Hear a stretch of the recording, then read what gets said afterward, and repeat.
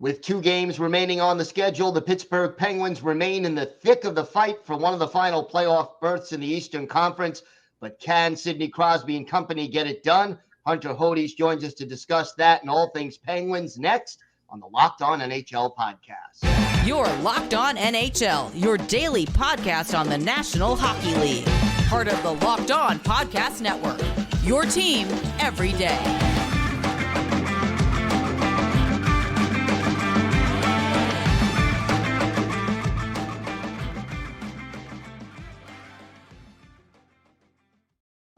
Welcome, everybody, to the Monday edition of the Locked On NHL podcast, part of the Locked On Podcast Network, your team every day.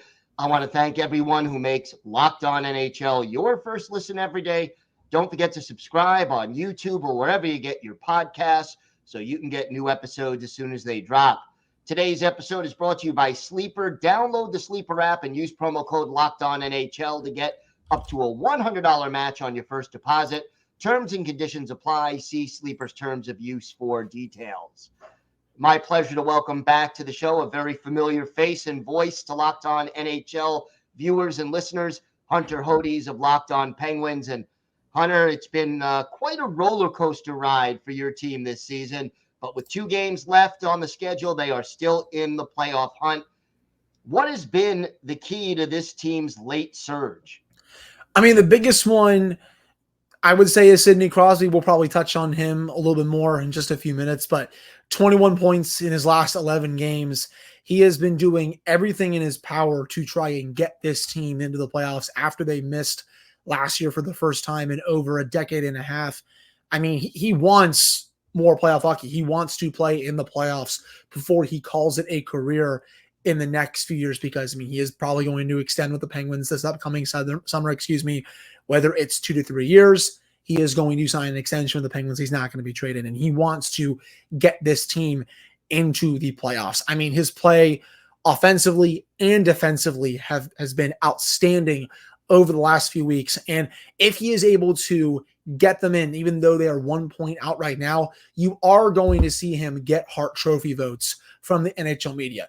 Do I think he deserves to win it? No. I think you can make a case for him to be a potential finalist for the award, but I don't think I would have him winning it this year just based on what, for example, Nathan MacKinnon is doing, Nikita Kucherov, you can throw Connor McDavid in there, Austin Matthews, he's almost at 70 goals for God's sake, et cetera, et cetera. But Sidney Crosby would be a very deserving finalist if he gets it. But again, I don't think he's going to be, he wouldn't be a finalist on my ballot, I think is how I want to say that.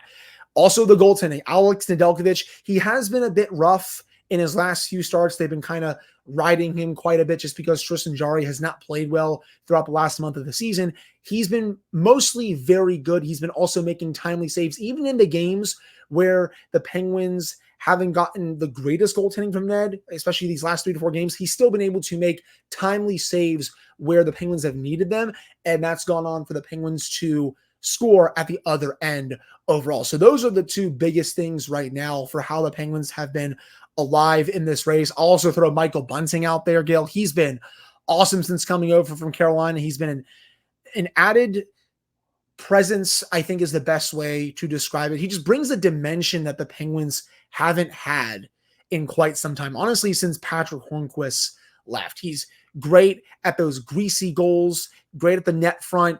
Again, the Penguins haven't had that type of player in a little bit, and he's just been such a seamless fit, overall for this team. Sidney Crosby last week, 1,000 assists for his NHL career. Talk to me about that milestone, what it means to Sidney Crosby and what it meant to the Penguins organization. Yeah, I mean, only the 14th player in NHL history to get 1,000 assists. He's also top 10 all-time now in NHL scoring. He'll surpass Joe Sakic in number 9, at least for next season, considering how good he's been this year. I mean, he continues to rack up all the individual accolades. And I mean, at this point, everyone should probably consider him at least a top 5 player all time. We can debate who is above him for years to come, but if he's not in your top 5 players list of all time right now, then what are we doing at this point? I mean, the stuff that he is doing at age 36 is unbelievable. And we can just look at his regular counting stats.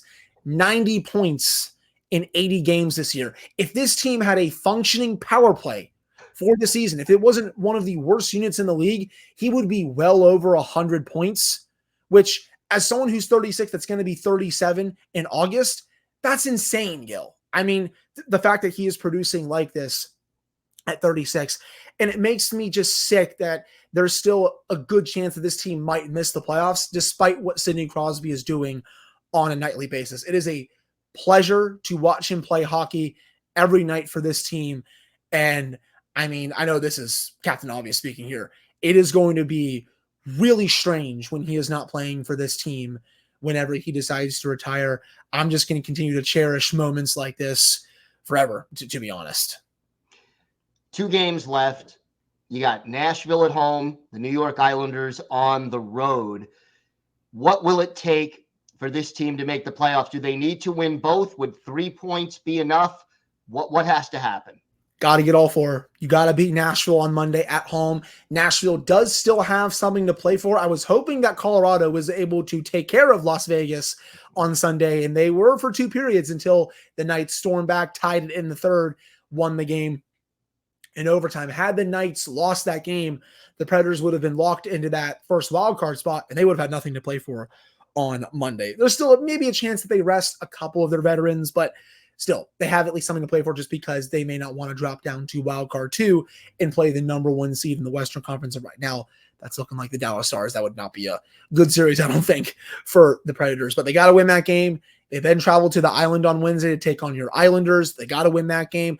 I probably will be rooting for the Islanders to beat the Devils on Monday just because that game on Wednesday will mean nothing to the Islanders, and they may be wanting to rest some of their best players. So got to take care of business in those 2 games. And then you got to get a little bit of help. You got to have Detroit drop one of those 2 games to Montreal, and you got to have Washington drop 1 or 2 games to Philadelphia and Boston. The Capitals do play Boston on Monday. It's funny, if the Penguins are able to beat the Predators at home on Monday and say the Red Wings lose to Montreal and the Capitals lose to Boston, the Penguins are all of a sudden back in a playoff spot heading into that final game. That's how this race is at this point. Now, is there a good chance all that happens? Probably not, but crazier things have happened. I mean, I didn't think the Penguins would even be in this position a few weeks ago, Gil, when they were 9 points out with 22 days to go in the regular season. So anything can still happen. I still think right now it's more unlikely than is likely that they get in, but if they're able to take care of business in these 2 games, all it takes is for both those teams to slip up just once in those final couple of games to get the Penguins in. To win those 2 games, what is the one thing the Penguins must do better than what they've been doing recently? Well, they got to defend better. I mean, they've been defending really poorly, especially these last couple of games. They were playing really sound defense. I felt like before these last couple of games, they were getting pretty solid goaltending for the most part, but both the goaltending, because Nedeljkovic has been gassed, and the defensive zone work have really gone away these last couple of games. I've seen way too many bad turnovers from both Karlsson and Letang. I thought Karlsson had 2 really good periods against the Red Wings, but had a third period to forget. And then on his 1,000th game on Saturday against the Bruins, I didn't really think he had a good game either. Chris Letang has not been himself for the last month. He started out the season red hot. I felt he was good for the first half to 2/3 of the season, but just hasn't played at the level that I saw him play at over the first half to 2/3. That needs to change in these 2 games if they want to get in as well. But overall, just better defensive zone effort, and they need to get some saves that they were getting before these last few games where Nedeljkovic was, at least over 900. As for who starts, I think they may have to go back to Tristan Jarry in this one. You can tell that Nedeljkovic is really gassed. It's almost 11 straight starts, Gil. It's just uncharted territory for him. Jarry hasn't played that much. I'm not going to blame him too much for that game against the Bruins. I didn't really like a couple of goals that Nedeljkovic gave up or their work in their own zone, but I think you got to start Jarry in this one, even though a lot is on the line. All right, we'll see. I know you'll have it covered every step of the way. Hunter, why don't you tell our viewers and our listeners where they could find the podcast and where they could find you on social media? Yeah, you can find the podcast wherever you get your podcasts: Apple, Spotify, YouTube, Amazon Prime, SiriusXM, all those good places. You can follow me on Twitter at Hodies, and you can follow my co-host, Patrick Damp, at Synonym for Wet.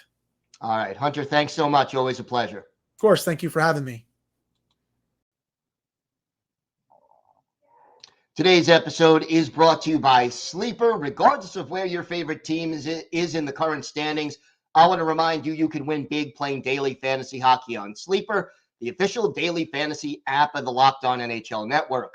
Sleeper is our number one choice for daily fantasy sports and especially daily fantasy hockey, because with Sleeper, you can win 100 times your cash in daily fantasy hockey contests. All you have to do is pick whether studs like McDavid, Ovechkin, or McKinnon will record more or less than their sleeper projections for things like goals, assists, saves, plus, minus, and more in a given game. To win a 100 times bet on Sleeper, you need to correctly predict the outcome of 8 player stats.